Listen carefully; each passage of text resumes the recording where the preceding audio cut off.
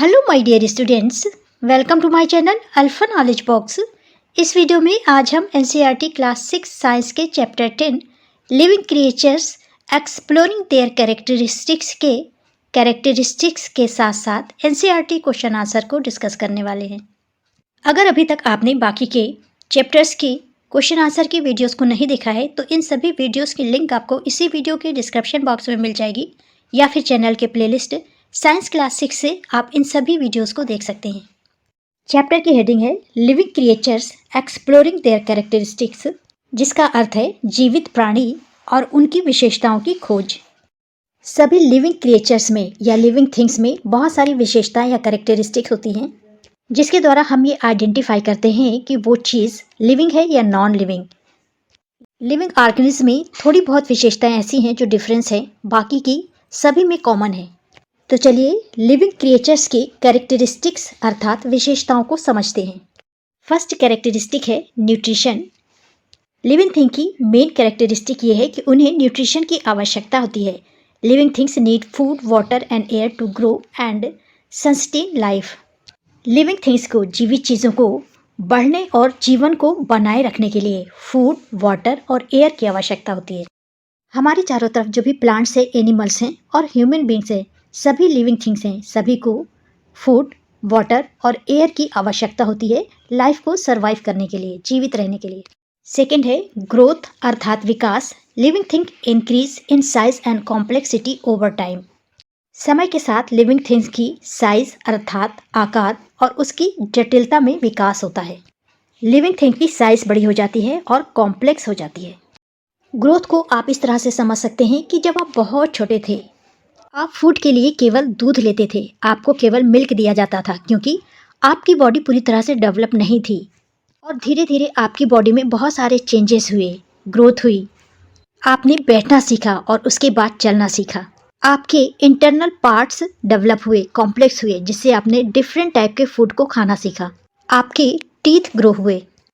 इस तरह से आपकी बॉडी में बहुत सारे चेंजेस हुए। आपकी बॉडी ने ग्रोथ किया, आपकी बॉडी की साइज बढ़ी और कॉम्प्लेक्सिटी भी। इसी तरह से एनिमल्स के बेबी में और प्लांट बेबी में कुछ डिफरेंसेस के साथ ग्रोथ में डेवलपमेंट होता है। तीसरा पॉइंट है movement. Living things can move independently और through external forces. Living things की ये पहचान है कि उनमें मूवमेंट होता है, गति होती है। लिविंग थिंग्स इंडिपेंडेंटली अर्थात स्वयं या फिर किसी फोर्स के द्वारा एक जगह से दूसरी जगह जाते हैं या ले जाए जाते हैं। जैसे ह्यूमन बींग्स का, एनिमल्स का या बर्ड्स का अपनी बॉडी को मूव करना या एक लोकेशन से दूसरी लोकेशन तक जाना, और प्लांट का सूरज की रोशनी की तरफ, सनलाइट की तरफ मुड़ जाना। फोर्थ कैरेक्टरिस्टिक है respiration. Living things breathe in oxygen and release carbon dioxide. सभी लिविंग बींग्स में रेस्पिरेशन होता है, जिसमें वो ऑक्सीजन लेते हैं और कार्बन डाइऑक्साइड को बॉडी से बाहर निकालते हैं। ह्यूमन बींग्स, बर्ड्स और एनिमल्स लंग्स के द्वारा रेस्पिरेशन करते हैं। फ्रॉग लंग्स और स्किन दोनों के द्वारा रेस्पिरेशन करता है। फिश गिल से रेस्पिरेशन करती है। और प्लांट के लीफ में, कुछ में दोनों साइड और कुछ में केवल नीचे साइड, बहुत टाइनी होल्स होते हैं जिन्हें कि स्टोमेटा कहते हैं। ये माइक्रोस्कोप से इस तरह से दिखाई देता है। इसके द्वारा रेस्पिरेशन होता है, ऑक्सीजन ली जाती है और कार्बन डाइऑक्साइड बाहर निकाली जाती है। अगला है excretion. Living things remove waste products from their bodies. Body में बनने वाले वेस्ट प्रोडक्ट्स को बाहर निकालना एक्सक्रीशन कहलाता है। ह्यूमन बॉडी की बात करें तो पसीने का निकलना, यूरिन का पास करना एक्सक्रीशन के एग्जाम्पल्स हैं। सिक्स कैरेक्टरिस्टिक है response to stimuli. Living things react to changes in their environment. Stimuli का मतलब होता है उद्दीपन। इसका एग्जाम्पल है जैसे आप अचानक से डर जाएं और आपका चेहरा लाल पड़ जाए। इसी तरह से आपने छुई मुई का प्लांट देखा होगा, टच मी नॉट का प्लांट देखा होगा, जिसे अगर आप टच कर दें तो उसकी लीव्स क्लोज हो जाती हैं। ये दोनों स्टिमुली के एग्जाम्पल्स हैं। सेवेंथ है reproduction. Living things produce offspring to ensure the continuation of their species. Reproduction ऐसी प्रोसेस है जिसमें कोई भी लिविंग थिंग्स अपने जैसे बेबी को बॉर्न करके अपनी जनरेशन को आगे बढ़ाने का काम करते हैं। और लास्ट है लाइफ स्पैन, जीवन काल। हर लिविंग थिंग्स का एक जीवन काल होता है, जन्म से लेकर के मृत्यु तक का। Life span is the length of time an organism lives from birth to death. चलिए अब चैप्टर में दिए हुए क्वेश्चन आंसर को डिस्कस करते हैं। Let us enhance our learning. First question है, list the similarities and differences in life cycle of plants and animals. इस क्वेश्चन में आपको प्लांट्स और एनिमल्स की लाइफ साइकिल में सिमिलरिटीज और डिफरेंसेस को बताना है, समानताओं और असमानताओं को बताना है। चलिए पहले सिमिलरिटीज को देखते हैं। फर्स्ट है, both plants and animals grow from a small initial stage seed और embryos into a mature form. Plants और एनिमल्स दोनों की ग्रोथ एक छोटे से इनिशियल स्टेज से शुरू होती है, प्लांट की सीड से और एनिमल की एम्ब्रियो से, और अंत में एक मैच्योर प्लांट या मैच्योर एनिमल बनता है। इस फिगर में प्लांट की लाइफ साइकिल दिखाई गई है और यहाँ पर एनिमल की लाइफ साइकिल दिखाई गई है। यहाँ पर मॉस्किटो लिया गया है। इसकी इनिशियल स्टेज है फर्स्ट, जो कि एग है, एग से स्टार्ट होती है, और प्लांट की इनिशियल स्टेज है फर्स्ट सीड। प्लांट की लाइफ साइकिल सीड से स्टार्ट होती है। सेकेंड है reproduction, both undergo a process to produce offspring seeds from plants and young ones from animals. Plant और एनिमल दोनों में रिप्रोडक्शन होता है, जिससे ऑफ स्प्रिंग को जन्म देते हैं। ये प्लांट में बेबी प्लांट सीड के द्वारा और एनिमल्स में यंग वंस।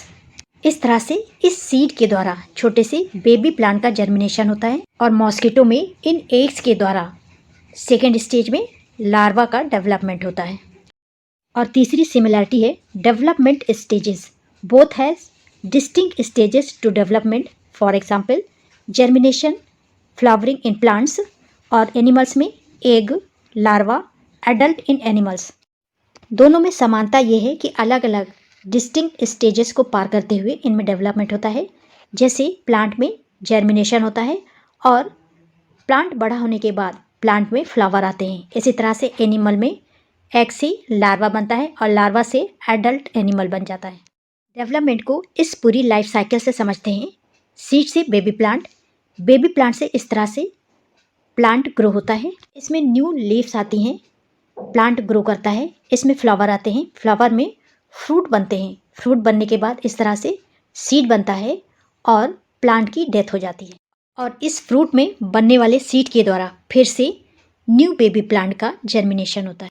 और एनिमल्स में फर्स्ट स्टेज में एग बनेगा, एग डेवलप होकर के इस तरह से लार्वा बनेगा, लार्वा आगे डेवलप होगा, प्यूपा बनेगा, और प्यूपा से फिर से इस तरह से एडल्ट मॉस्किटो बन जाएगा, जो फिर से एग लेस करेगा और पूरी लाइफ साइकिल इसी तरह से चलेगी। कहने का अर्थ है कि दोनों में डेवलपमेंट कई स्टेजेस के साथ होता है और इन स्टेजेस में थोड़ा डिफरेंस है। चलिए अब इन दोनों में डिफरेंसेस को देखते हैं। दोनों में डिफरेंसेस इस तरह से हैं। फर्स्ट डिफरेंस है, animals are generally mobile and can move from one place to another while plants are stationery.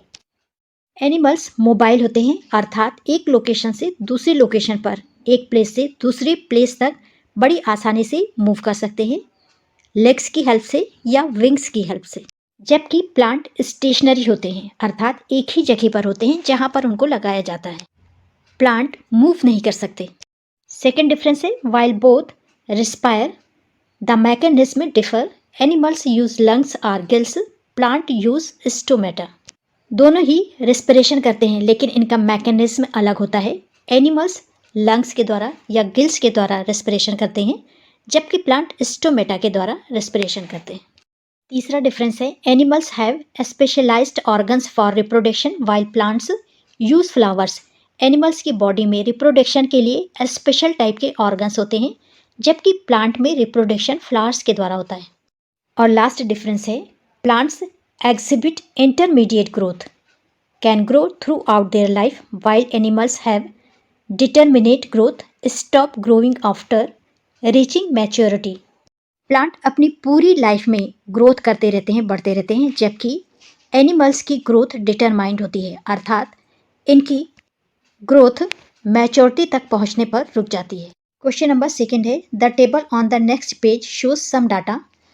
यहाँ पर एक टेबल दी गई है जिसमें कुछ डाटा शो किए गए हैं। Study the data and try to find out examples appropriate for the condition given in the second and third column if you think that an example for any of the conditions given below is not possible, explain Y.